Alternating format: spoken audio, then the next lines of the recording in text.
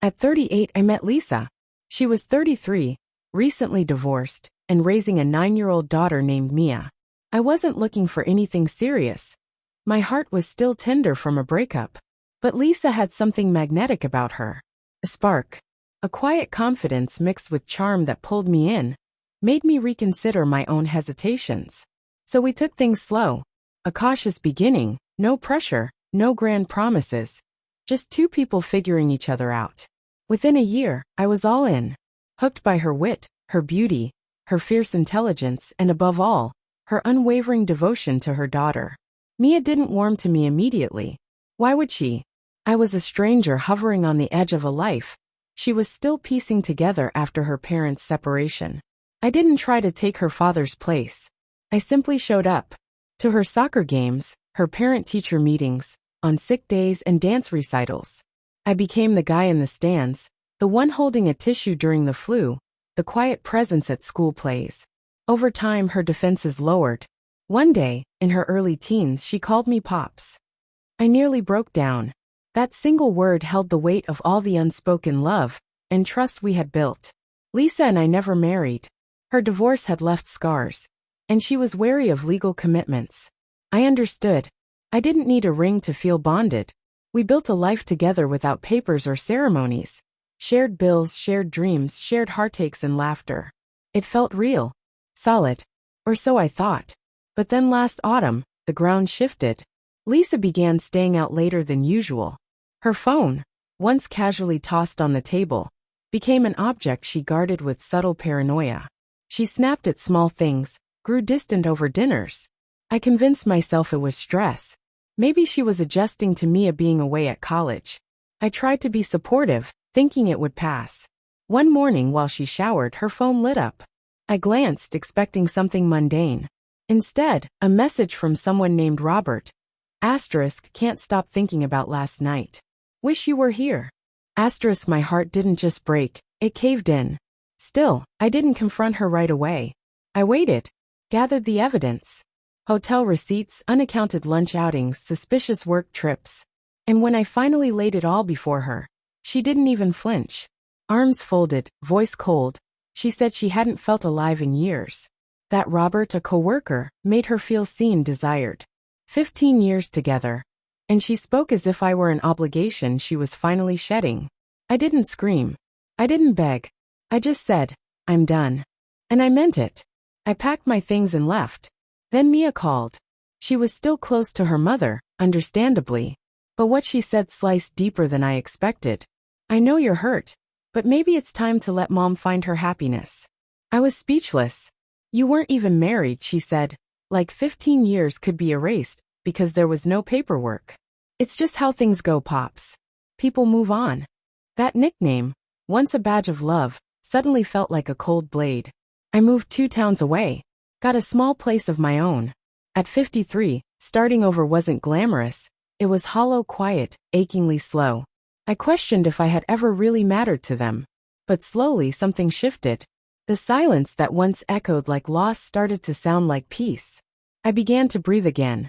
No more walking on eggshells. No more feeling second best in my own home. I took up woodworking. Started cycling. Rekindled old friendships. Even dipped a toe into dating. Nothing serious, just enough to feel like a man again, not a shadow. A month ago, Mia texted me. She apologized. Said she had been wrong. That she hadn't seen what I gave until I was no longer there. I didn't respond. A week later, Lisa messaged. Robert, it turned out, had only wanted a fling. He had a pregnant girlfriend on the side, someone Lisa hadn't known about. When the girlfriend showed up at Lisa's workplace and aired everything publicly, Lisa was disciplined, humiliated, and demoted to a desk job with no influence and no friends. Her world collapsed. And still I didn't reply. Then a few weeks ago Mia came to my door. I saw her through the peephole and hesitated. But I opened it. She looked older. Not in years but in weight, as if life had finally landed on her shoulders. She handed me coffee, just the way I like it, black, 2 sugars. We sat on the porch. No rehearsed speeches. No begging. Just a quiet truth. She said she used to put her mom on a pedestal, blind to her faults. It wasn't until I left that she saw me clearly. The one who never wavered. The one who showed up always. She admitted she was angry, but not at me. At the truth. It was easier to blame me than to face what her mom had done. I looked at her. This woman who used to fall asleep on my shoulder during movies, who learned to ride a bike with my steady hands holding her upright, who had sobbed in my arms after her first heartbreak. You called me Pops, I said, and then told me to move on. She looked down. I shouldn't have. I nodded. You were young. You didn't understand. She asked if we could have coffee again sometime. I gave a faint smile. Maybe. Not now. And I meant it. The door isn't locked, but it's not swinging open either. Forgiveness isn't the same as rebuilding. You forgive for your own soul's peace, not because the other person earned it. Peace doesn't demand reconciliation. Sometimes it just asks for distance.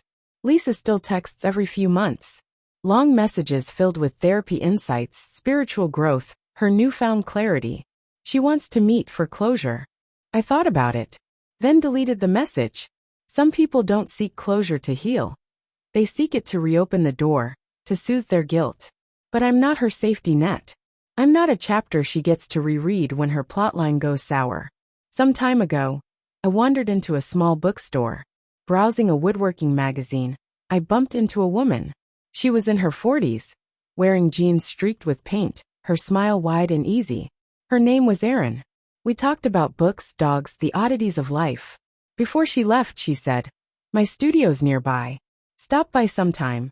I hadn't, at least not right away. A month later, I passed her studio. Her art was loud in color, wild with emotion, the kind of beauty that doesn't ask for permission. She laughed when she saw me. About time. We talked for hours. No hidden motives. Just conversation. It felt good. Real. We've had coffee a few times since. She's met my friends. I don't call her my girlfriend, and she doesn't press. We're just walking forward, slowly, one honest moment at a time. Last week, Lisa emailed again. Another long letter about healing, growth, and wanting to meet for closure. I didn't respond. I've learned that not answering is sometimes the loudest truth you can offer. Not every story needs a sequel. Not every heartbreak needs a resolution. Mia sends the occasional text now. A meme. A photo of her dorm with my old books stacked on her shelf. She hasn't called me Pops again. Maybe she never will. That's okay. I'm not holding on to that hope like a lifeline. Scars don't always fade. Some become part of you. Etched reminders of what you survived. They teach you what not to accept, who not to trust, and most importantly, how deeply to value your own worth. If I saw Lisa tomorrow, I wouldn't turn away. I'd nod politely, then keep walking. Because real freedom isn't found in dramatic confrontations or poetic justice. Sometimes, it's just a man biking on a quiet Sunday, music in his ears, no destination. Only the simple joy of finally being exactly where he wants to be. And that is better than revenge. Better than being right. That is peace.